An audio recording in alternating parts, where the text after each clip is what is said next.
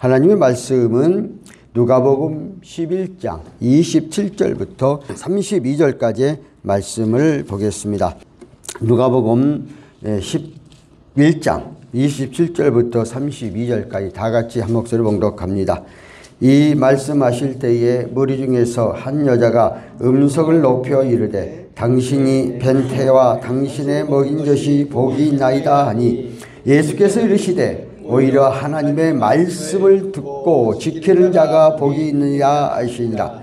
무리가 모였을 때에 예수께서 말씀하시되 이 세대는 악한 세대라. 표적을 구하나 요나의 표적밖에 보일 적이 없나니 요나가 니느웨에게 표적이 된과 같이 인자도 이 세대에 그러하리라.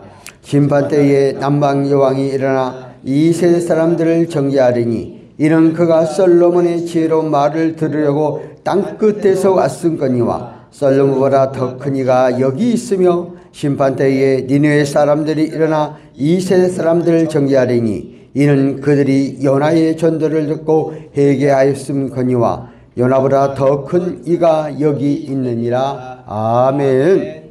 오늘 말씀은 이 세대의 사람들을 정죄하리라 하는 그런 제목을 가지고 말씀을 증거하려고 합니다. 우리는 저번 주에 신년 예배 드렸고 그 앞에 2주 전, 3주 전이네요. 네 번째 주에는 또 우리 강사님이 설교를 했고 그 말 못하는 귀신을 들었던 환자를 치유하신 예수님. 그런데 이러한 치유 현장을 보고 예수님이 바알세불의 귀신 들린 자라 하고 많은 사람들이 악평을 하지요. 그럴 때에 예수님께서 이러한 역사는 하나님의 능력, 하나님의 힘으로에는 이러한 일이 일어나지 아니한다 하고 반대자의 입술을 딱 막아버렸죠. 그래서 오늘 모든 기적과 이적과 능력들은 하나님의 능력, 예수 그리스도의 이름의 권세에 의해서 일어나게 되어 있다 하는 것이죠. 이때 많은 사람들은 오늘 본문 가운데 표적과 기적과 이적, 눈에 나타나는 것 보고 또 그 다음에 믿음의 눈으로 모든 것을 바라보지 않고 형식상에 나타나는 것만 따르려고 하던 그러한 시대였습니다. 그런데 예수님은 말씀을 통해서 그 믿음은 말씀대로 모든 것이 이루어졌고 말씀을 믿고 따르는 것이 진정한 신앙님의 모습을 봅니다. 오늘 본문 말씀 가운데 속에서 이제 바리새인과 사두개인 보이는 것들의 형상만 따르면서 기적과 이적만을 나타내려고 하면서 오늘 그 니느웨 성의 요나의 사건과 또 그 남방에서 올라온 앙비 그 사건을 통해서 그 시대 예수님 당시보다 훨씬 이전 천년전 시대의 그 표적과 이적들이 결국 그보다 더 그때 나타난 이적보다 더 크신 이가 누구냐? 바로 예수 그리스도이심에 대한 것들을 오늘 말하고 있고 간접적으로 너희들이 정말 참된 믿음의 말씀 속에서 들어가지 않고 자꾸 표적만 의지하는 그들을 향해서 오늘 이 세대의 많은 사람들에게 지적하고 있는 그런 모습이 아닌가 생각합니다. 오늘 사가는 우리의 삶 속에서 진정으로 오늘 또 교회 안에서는 기적과 이적들이 많이 나타나는데 그러니까 기적과 이적이 나타나 체험했다고 하면 다 예수 그리스도 안에 들어와 헌신자가 되면 얼마나 좋겠어요? 잠깐 기적과 이적에 대해 체험을 하지만 어떤 사건 하나에 조그만 자기에게 어떤 말을 들으면 금세 교회를 떠나버리는 그러니까 그것은 뭐예요? 결국 말씀이 체계화되지 못했고 말씀 가운데 속에서 붙잡힌 바 되지 못했다는 거예요. 그러니까 오늘 우리 예수님께서는 이 세대들이 하나님의 말씀을 온전히 의지하고 의탁 하나님의 말씀은 뭐예요? 성경의 66권을 그대로 믿는 것이죠. 하나님의 성경 66권은 하나님의 영감으로 기록된 말씀이고 하나님이 친히 오늘 우리에게 그 보여주신 그 말씀 그것을 그대로 믿고 따를 때에 우리는 어떤 환난과 역경 가운데 속에서도 우리가 넘어지고 않고 쓰러지지 않고 승리하게 되는데 오늘 이 세대들은 오늘 살아가는 우리 이 세대는 힘이 악하여서 하나님의 말씀보다는 당장 내 앞에 나타나는 기적과 이적, 눈에 보이는 이익에 의해 따라가는 이 악한 세대 그런 믿음과 그런 신앙을 갖지 말라고 오늘 본문을 통해서 우리에게 말하고 있습니다. 오늘 본문을 통해서 한번 살펴볼까요? 먼저 우리가 27절 이 말씀을 하실 때에 무리 중에 한 여자가 음성을 높여 이르되 당신이 뵌 태에 당신의 먹인 젖이 복이 있나이다 하고 말하고 있습니다. 오늘 여기에서 이 말씀 가운데 속에서는 메시아가 태어나게 될 때에 복 있고 그 낳은 태, 그 낳은 사람이 힘이 복이 있다. 그러니까 다시 쉽게 말하면은 예수 그리스도가 잉태할 때에 성령으로 잉태했죠. 근데 동정녀 마리아는 남자를 알지 못하는 남편과 정혼만 했지 동침을 하지 않은 상태였어요. 그런데 성령께서 그 마리아의 임신을 하게 되어졌다는 거예요. 근데 마리아가 얼마나 놀랐겠어요. 뭐 그때 당시에는 여자가 그 임신을 했다 결혼하지 않고 그러면 돌로 맞아 죽는 시대였습니다. 그런데 마리아가 그대로 받아들일 것은 말씀에 의지해서 그렇게 해서 나갔던 것을 보십니다. 바로 마리아도 누가복음 1장 46절 48절에 보면은 내 영혼이 주를 찬양하며 내 마음이 하나님 내 구주를 기뻐하였으므로 그 여종은 비천함을 돌보았습니다. 보라 이제 후로는 만세에 나를 복이 있다 일컬음이로다. 그러니까 마리아 자체도 말씀을 통해서 이 아기 예수가 잉태되어진 것에 대해서 그 세상적인 것을 바라보는 게 아니라 말씀을 전적으로 묻고 내 태에서 나란 그 자녀가 우리를 구원하실 예수 그리스도이심에 대해서 복되더라 하고 이렇게 말하고 있는 것을 볼 수가 있습니다. 그러므로 주님께서 강조하신 것은 오늘 육신이 낳은 영광보다도 메시아에 대한 그 말씀을 듣고 말씀 가운데 속에서 따라가는 그것이 참된 복이 있다 하는 것에 대해서 말씀을 하고 있는 그러한 모습들을 볼 수가 있습니다. 오늘 우리를 살아가는 이 세상에서 우리들이 승리하고 살아갈 수 있는 것은 바로 말씀, 성경이 기록되어진 66권의 말씀을 믿는 것, 더 이상 큰 복이 없다는 사실입니다. 오늘 마리아도 그가 훌륭한 점은 단순한 메시아가 그 배를 빌려서 있는 것이 아니라 하나님의 약속을 믿고 하나님의 약속을 실천하는 데 더 큰 의미가 있다 하는 것을 고백하고 있는 것을 볼 수가 있습니다. 그러므로 오늘 한 사람이 크게 내 뱃속에 있는 태중에 있는 게 복되더라 하는 말은 장차 그 예수 그리스도가 이 땅에 오셔서 전 인류를 구원하신 그러한 큰 사명을 감당하게 되어진 것들에 대해서 확신 있게 답을 하고 있는 것을 볼 수가 있습니다. 그러면서 이제 29절부터 쭉 볼까요? 무리가 모였을 때 예수께서 말씀하시되 그러시면서 계속해서 그 말씀 가운데 속에서 그들이 뭐라고 그래요? 그 말씀을 이 악한 세대, 이 예수님이 말씀하시면 이 악한 세대를 본받지 말라 이렇게 말을 하고 있습니다.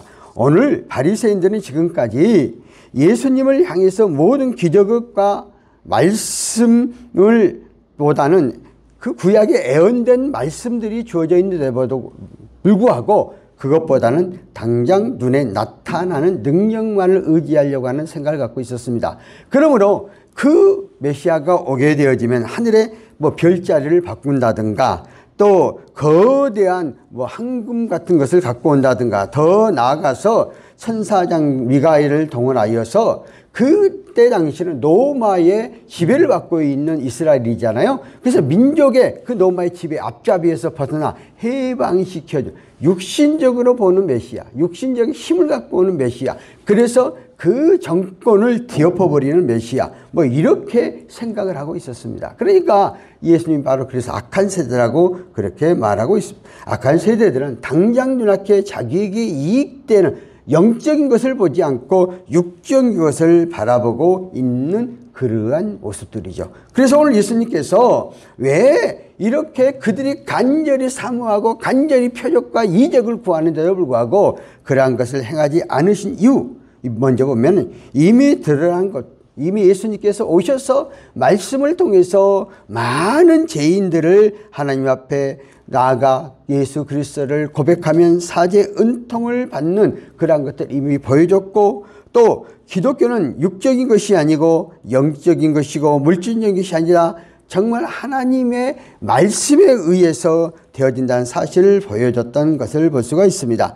그래서 오늘 이 악한 세대는 그 하나님의 어떠한 육적인 자기의 이익의 목적에 의해서만 하려고 하지만은 예수님이 이 땅에 오시는 것은 육적인 목적이 아니라 우리의 영혼을 구원시키고 우리가 바른 신앙을 가지고 보편적으로 하나님의 말씀 가운데 속에서 의지하기를 원하고 계시는 하나님의 모습을 볼 수 있습니다. 그래서 계속해서 29절 하반절 3절에 보면은 표적을 구하래 요나의 표적밖에 표적이 없나니 요나가 니느웨 사람들에게 표적이 된과 같이 인자도 이 세대에 그러하리라. 표적이라는 것은 뭘까? 자, 요나 선지자에게 요나서가 있죠. 구약 성경에 하나님께서 요나를 부르셔서 니느웨의 성에 가서 그들이 죄가 악독하여 하나님 앞에 상달되어서 너희들이 회개치 아니하면은 그 니느웨 성에 대해서 멸한다고 요나 선지자에게 니느웨로 가라고 명을 합니다. 그런데 니느웨가 가려고 하니까 요나가 니느웨 성 자체를 살펴보니까 거기는 지역이 악독하여서 뭐 사람을 죽이고 사고파는 뭐 그게 아예 죄로 여기지 않은 시대. 자기가 가서 회개하라고 애칠 때에 자기 자신도 죽을 것 같은 생각이. 그러니까 하나님의 말씀보다는 인간의 생각을 먼저 하지요. 그래서 그가 니느웨로 가는 것과 반대 방향으로 그 가는 배를 타고 도망가기 위해서 배를 타게 되죠. 그런데 그 배가 얼마나 폭풍이 임하게 되어지고 이제 갑자기 배가 파괴되어 가는 그런 얘기. 왜냐하면은 그때 당시는 모든 걸 바람을 타고 따라서 배가 운행되어 가는데 그때는 절대적으로 폭풍이 부는 시대가 아니기 때문에 항해 선교사들은 이미 경험에 의해서 잠자는 배를 띄워서 갈 텐데 갑자기 이러한 일이 일어나게 되니까 이 가운데 속에서 누가 하나님 앞에 노임했다고 하는 것들을 찾아내게 되고 결국 제비를 뽑게 되고 요나가 걸리게 되고 요나를 어디에 그 바다에 던져버리니 큰 물고기가 와서 그를 삼키게 되어지는데 여기에 놀라운 역사 그 물고기에 삼킨 가운데 속에서 요나는 3일 3야를 회개 기도할 때에 요나가 다시 그곳에서 이제 그 배가 고기가 토해내게 되고 그때 그는 철저히 회개를 통해서 니느웨에 가서 40일 후에 이 회개치 아니하면 이 성이 멸망할 것이라고 말할 때에 요나는 생각할 때 절대적으로 니느웨 백성들이 회개치 아니할 것 같았는데 그냥 말 한마디 슬쩍 던졌는데 왕에서부터 전 뭐 그때 한 12만 정도 되는 니느웨 성이었을 거예요. 그런데 왕에서부터 모든 백성들 종들까지도 다 죄를 뿌리며 철저하게 해결을 해가지고 구원의 역사가 그곳에 임하게 되어지는. 그러니까 인간의 생각과 하나님의 생각은 완전히 다른 그런 역사가 일어나게 되어지는 것을 볼 수 있습니다. 여기에서 왜 요나에 대한 기적을 여기에 오늘 말씀했을까요? 오늘 물고기 백 속에서 요나가 3일 동안 강금 상태 속에서 구원되었듯이 예수님께서 죽은 가운데 속에서 다시 살아나심에 대해서 말하고 있습니다. 오늘 여기서 왜 요나의 표적밖에 표적이 없다는 것, 여긴 두 가지의 큰 의미가 있습니다. 요나의 표적은 상징적으로 예수님의 표적의 십자가의 대속의 죽음과 3일 만에 다시 부활하신 것에 의하여 보일 표적이 없다는 것을 말하고 있고, 두 번째는 예수님을 떠난 죄 가운데 만일 멸망받은 자에게 십자가의 구속의 부활에는 다른 어떤 것도 없다는 것을 말하고 있습니다. 오늘 니느웨 사람들이 요나의 표적이 된 것은 무슨 이유였을까요? 분명히 죽었다고 생각했던 사람이 기적적으로 고기 뱃속에 살아왔기 때문에 자세한 기록은 없지만 요나가 니느웨 성 사람들에게 하나님의 심판을 경고가 자기에게 일어났던 사건을 말했을 때 요나는 그 시대에 하나님의 표적이 되어 그들이 회개하고 돌아와 멸망을 면하게 했습니다. 이와 같이 내가 죽은 지 3일 만에 살아나 요나의 기적 너희에게 보였던 것처럼 이 시대의 표적이 되어 너희들이 회개하고 하나님 앞으로 돌아오라는 경고의 말씀을 그들에게 해주고 있는 것을 볼 수가 있습니다. 오늘 30절 말씀 속에서 주의를 집중하여 살펴보면은 고기 뱃속에서 구출된 요나를 보면은 정상적인 사건 가정으로 분명히 죽을 수밖에 없는 사람을 구출한 것이고, 또 그를 구축하시는 하나님의 손길을 보면서 극히 충성되고 필요한 종이기에 모든 힘을 다해 구출하시려는 것이 하나님의 숨어있는 의도인 것을 볼 수가 있습니다. 그래서 이 죽음에서 부활하신 예수 그리스도를 살펴보라는 것이죠. 그런 인간의 몸을 입고 오셔서 하나님의 권세에 상징하였고 귀중한 메시아적인 예언과 약속을 성취하였고 십자가에서 죽으시고 사흘 만에 살아나심으로 우리의 구주로 온전한 표적 증거를 보여주지 않았는가 하고 확실을 그에게 말하고 있습니다. 그러니까 피조된 사람으로 창조주께서 이같이 하셨고 그 이상 무엇을 요구할 것이 있겠느냐. 철저하게 연화 사건을 통해서 결국 예수 그리스도와 연결하여서 모든 것들을 보여주고 있는 것을 볼 수가 있습니다. 그리고 계속해서 11절과 31절에 보니까 심판 때에 남방 여왕이 일어나 이 세대 사람들을 정죄하리니 이는 그가 솔로몬의 지혜로운 말을 들으려고 땅끝에서 아스미거니와 솔로몬보다 더 큰 이가 여기 있어. 이제 계속해서 이번에는 남방여, 이건 아마 스바 여강, 오늘날 말 이디오피아, 여기에 해당되는 것이었어요. 그러면 이디오피아는 이때 당시에 그 이스라엘과 한 2,000km 떨어진 것이죠. 그런데 이 솔로몬의 그 당시에 이스라엘 왕 나라에는 그 솔로몬 시대의 최고의 전성기를 누렸습니다. 그러다 보니까 그러한 솔로몬 시대에는 뭐 금이 돌까지 여겨졌다라고까지 할 정도로 주변에 많은 그 소문이 퍼져서 스바 왕이 2,000km를 달려서 오늘 예루살렘의 솔로몬 왕을 만나러 오게 되어지는 그런 가정에 대한 것을 이야기하고 있습니다. 오늘도 이디오피아에 가면은 아직도 유대인의 정착종이 남아있다고 그럽니다. 그러니까 이디오피아는 아직도 아프리카에는 지금 현재 지도 가운데 속에서 딱 적도 중심으로 해서 이쪽에는 이슬람이고 위쪽에는 그 개신교가 지금 많은 이런 상태 속에 있습니다. 그런데 특별히 이디오피아 같은 경우에는 이 개신교, 지금도 산속 안에는 그 유대인들의 그 풍습 그대로 검정색을 갖고 있는데도 불구하고 검정 그 피부를 갖고 있는데도 불구하고 유대인들의 풍습, 유대인들의 그 생활을 그대로 하고는 그런 그 종족이 있다고 합니다.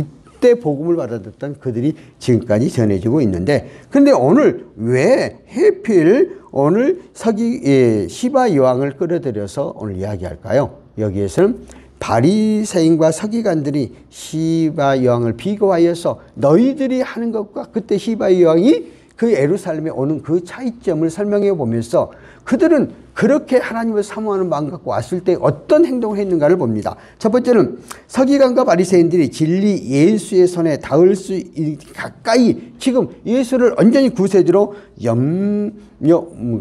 영접할 수 있는데도 불구하고 남방양은 험난한 곳에 지나 어려움 모르고 긴 여행을 하면서 그 먼 길을 2,000km나 되는 길을 예수로 그 솔로몬을 만나러 왔던 것들 한번 너희들은 가까이 있으면서도 그 하나님의 말씀을 믿지 않는 이런 비교하고, 두 번째는 서기관들과 바리새인은 솔로몬보다 더 현명하고 훌륭한 하나님의 아들을 접근할 수 있는데 오늘 남방 여왕이 찾아온 솔로몬은 하나님으로부터 지혜를 받았으나 인간의 인지라 불완전한 지혜자연 그런 지혜자라서 그 땅끝에서 그래도 불완전한 지혜자 솔로몬을 찾아왔던 그 시바 여왕을 봐라. 너희들은 완성된 예수가 있는데 믿지 않는다 이런 거예요. 세 번째는 서기관과 바리새인들은 그리스도인에게 아무것도 주지 않고 오히려 그리스도의 생명을 빼앗으려고 오늘 바리새인 사두개인 어떻게 예수를 죽이려고 했잖아요. 그런 남방양 솔로몬에게 양상 10장 10절에 보면은 보석과 향품과 예물을 가지고 왔다는 거죠. 마음의 자세가. 네 번째는 서기관과 바리새인들은 아브라함의 후손으로서 그들에게 율법과 선지자가 있어서 예수님을 받아들일 수 있는 여건을 갖춰져 있었으나 남방양은 단지 솔로몬의 지혜로 소문만 듣고 찾아왔다는 거예요. 그러니까 너희는 실제적으로 보여주고 있는데도 믿지 못하는데 다른 사람 소문만 듣고도 찾아왔던, 그러니까 믿음의 그 신앙의 부분을 아주 딱 정립해서 말하고 있는 것을 볼 수가 있습니다. 또 다섯 번째, 서기관과 바리새인들은 예수와 그 안에 있는 진리를 받아들일 수 있도록 초대되었고 권고를 받았습니다. 그런데 바리새인과 사두개인이 이를 거부했죠.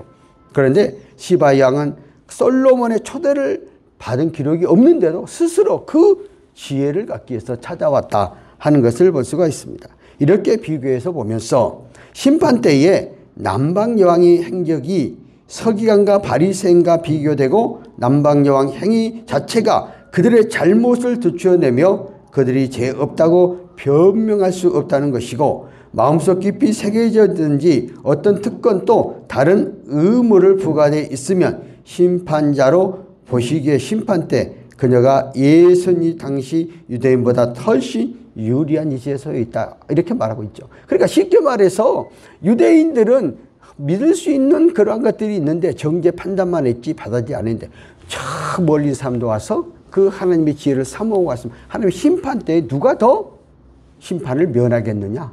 남방 여왕이 훨씬 면하지 않겠냐? 이렇게 말하고, 그러니까 믿음이 있다면서 따르지 않고 말만 주여 주여 하는 자에게는 참된 구원함이 없다는 것을 볼 수 있습니다. 오늘 살아가는 저와 여러분들, 우리의 삶 속에서도 예수 그리스도를 말씀대로 믿고 의지하면 구원함을 받는데, 많은 자라면서 실제 행동으로 내 마음속에 믿지 않는 행함으로 행동하지 않는 믿음의 모습들을 우리들이 갖고 있지 않겠는가 하는 그런 모습을 여기서 볼 수 있습니다. 우리는 이를 악한 세례라고 말하는 것은 이론적으로는 잘 알고 입술로는 주여 주여 하면서도 마음속으로 심령속으로 믿지 않는 그러한 상태 속을 말하고 있습니다. 계속해서 남방여왕과 비유, 그 다음에는 이제 다시 니느웨 사람들에 대해서 비유를 하고 있죠.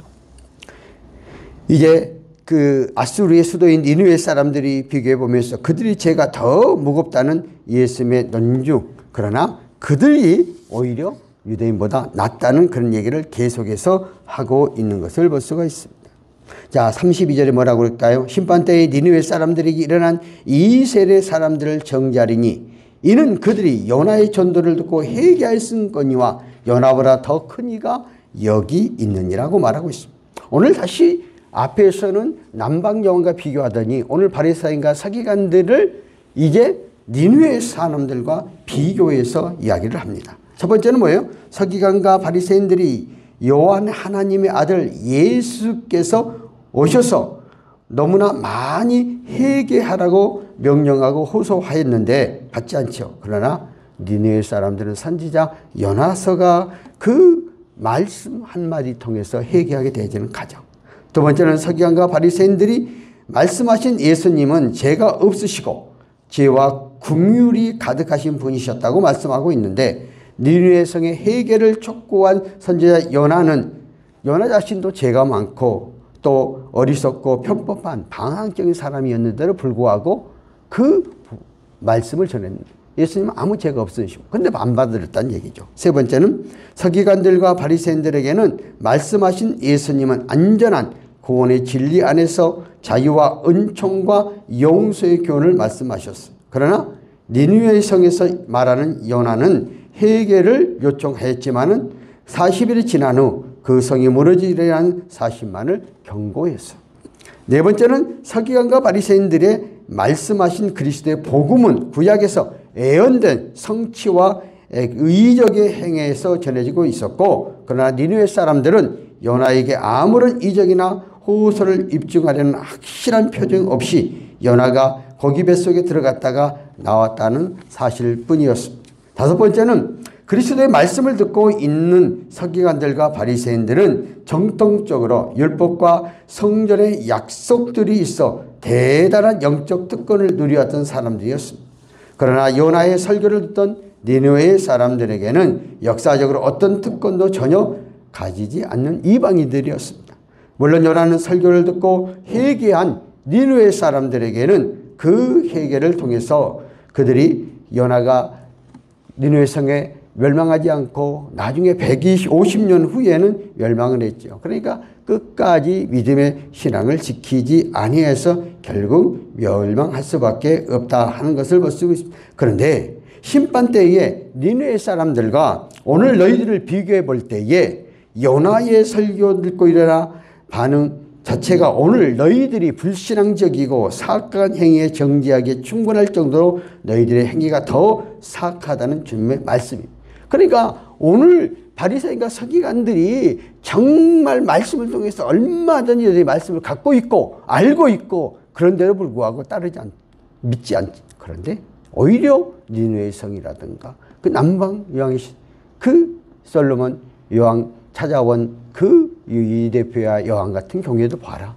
그들은 그래도 행동적으로 그 복음을 사모하고 달아왔지 않느냐 하는 이러한 측면에서 오늘 살아가는 우리는 우리의 삶 가운데 속에서 마지막 날에는 반드시 심판이 있으리라고 우리에게 말하고 있지 않습니까? 그런데 그 심판대에서 역사적 상황과 사건을 통해서 어떻게 우리의 삶 가운데 속에서 바른 믿음과 바른 신앙과 그 말씀을 받아들이에 따라서 달라지게 된다는 거예요. 그러니까 마지막 반드시 우리는 심판이 임하게 되었는데 오늘 니느웨 사람들과 또 그 시바 여왕이 그 주님을 사모하여서 나왔던 그들보다도 너희들이 더 예수 그리스도를 받아들이지 않는 너희들이 더 심판을 받을 수밖에 없다 하는 것들에 대해서 강조를 하고 있는 것을 볼 수가 있습니다. 그래서 오늘 살아가는 오늘 우리들에게 경고의 메시지라고 봅니다. 내가 예수 그리스도를 믿고 하나님의 말씀대로 살아간다는 우리들이 진정으로 내 마음속에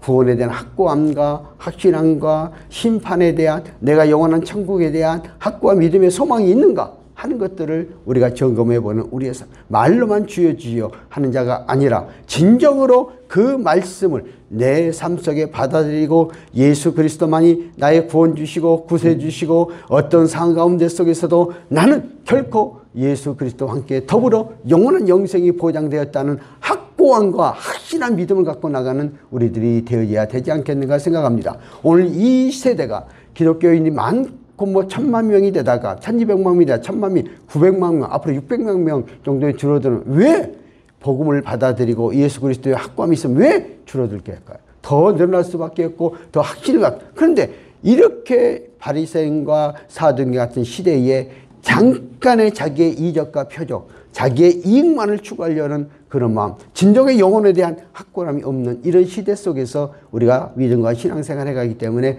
그러지 않는가 이런 생각을 해보면서 우리는 그 예수님 당시에 바리새인과 사두개 같은 참으로 형식적 외형적인 믿음이 아니라 진정한 믿음과 신앙을 갖고 진정으로 예수 그리스도를 온전히 부여잡고 나가는 저와 여러분의 삶들이 되어져서 그 악한 세대를 본받지 않고 받은 믿음관을 정착해 나가는 저와 여러분 되어지기를 예수 이름으로 축원합니다. 살아계신 하나님 아버지 은혜를 감사합니다. 오늘도 우리의 말씀을 통해서 요나와 니느웨 백성들이 복음을 받아들이며 나아가는